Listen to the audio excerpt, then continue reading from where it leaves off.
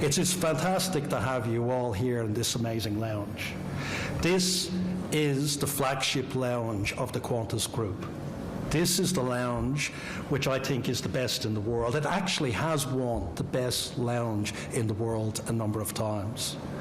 It's been designed by Mark Newson, one of the best industrial designers in the world. It has food from Neil Perry, one of the best chefs in the world. It has customer service delivered by a core, and thanks for Simon and Graham, who did the original deal. I'll mention that a bit later. But it has the best customer service in the world. It's because it's got also Qantas people here. And we're very pleased to be here to signify the opening and to launch the opening of this lounge for the restart of international flights.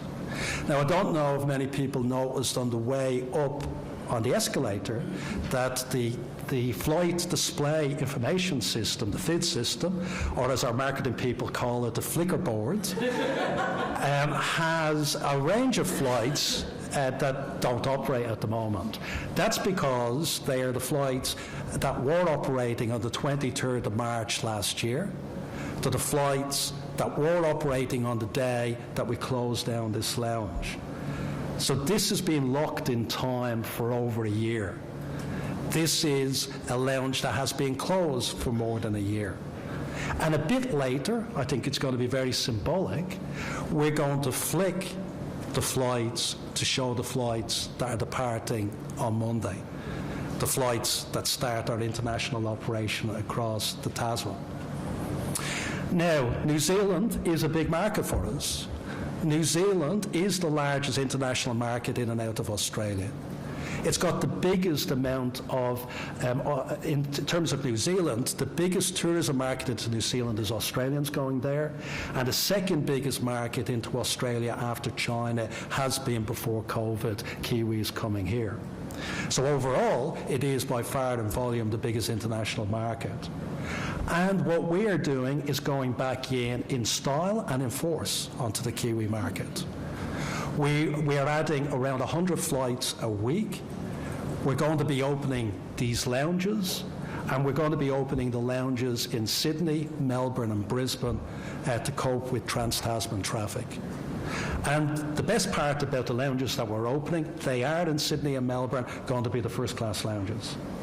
So it is a product at the top of Qantas's game. And for the first time in our history, we're going to allow Gold members, Qantas Club members and business travel into this lounge, because there will be enough space until the rest of the international operation gets up and running. So that's a big improvement in the product that people are going to be offered. And when you see the notice board coming up, the flight information board coming up a bit later, you'll see also across the Tasman that we'll be adding around 16 flights a day from Monday. Half of them, 7 of those flights, are A330s. So it's an even better product. And you will have, at some stage, the 787s operating on the Tasman to get our pilots' errors and operation up and running. That's a superb product. And talking to Simon earlier, and I was going to mention this, a lot of airlines are cutting back on product and service. We're investing in it and improving it from what it has been even before COVID. And it's going to be a great experience for people travelling across the Tasman.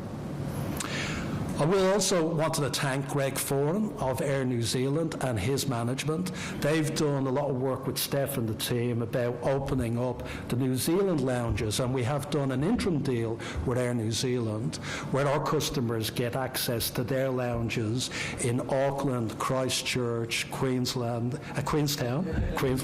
We have our own lounges in Queensland, Queenstown and Wellington, which is great for our customers again in terms of the product. And we'll be opening some of our lounges to Air New Zealand in Australia.